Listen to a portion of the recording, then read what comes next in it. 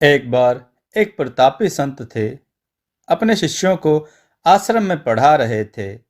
उनके बहुत से प्रिय शिष्य थे। संत जी रोज अपने शिष्यों को नई नई बातें सिखाते और ज्ञान ध्यान की बात भी समझाते। धीरे धीरे वक्त बीतता गया और सभी शिष्य अपनी विद्या में पूर्ण हो गए। तो संत ने कहा, अब आप कहीं भी जाकर अपनी आगे की साधना कर सकते हो और लोगों में अपने ज्ञान का प्रचार कर सकते हो। धीरे धीरे सभी शिष्य गुरु जी से आज्ञा लेकर अपने अपने रास्ते चल दिए। काफी वक्त बीत जाने के बाद संत ने सोचा कि चेलों को गए काफी समय हो गया है, तो क्यों न चलकर उनकी परीक्षा ली जाए। कहीं वह अपनी शिक्षा का दुरुपयोग तो नहीं कर रहे। इस प्रकार संत जी अपने आश्रम से चेलों को ढूंढने निकल जाते हैं और बारी बारी सभी से मिलते हैं। मिलने पर संत जी ने पाया सभी सही दिशा में काम कर रहे थे, लेकिन एक शिष्य अभी बाकी था। उसके बारे में संत जी को मालूम हुआ कि उसने गृह त्याग कर दिया और जंगल में एक संन्यास आश्रम खोल लिया। वहां बड़ा ही कठोर जप तप कर रहा है। संत जी यह बात सुनकर बहुत प्रसन्न हुए और उससे मिलने जंगल की ओर चल दिए। जंगल में शाम के समय एक बहुत ही खूबसूरत औरत पायल की छमछम की आवाज करती हुई आश्रम में आती है और देखती है कि बाबा जी आंख मूंद कर भक्ति में लीन हैं।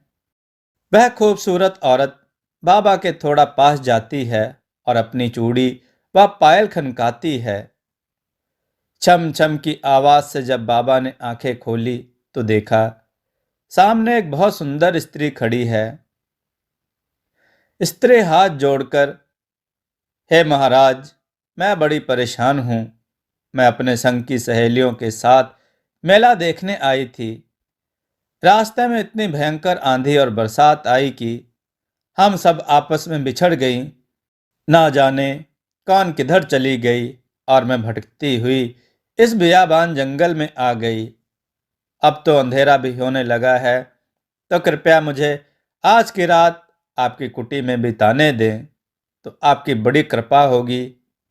बाबा जी बोले, अरे बावली, ना यहाँ स्कूल, ना ही इस बियाबान में धर्मशाला। यहाँ तो बस मेरी एक कुटी ही है।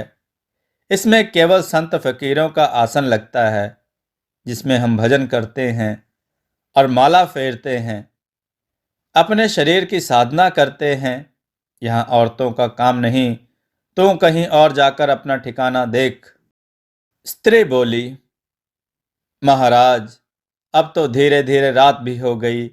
मैं अकेली अबला नारी कहाँ जाऊंगी। मुझे आज रात रुकने दो।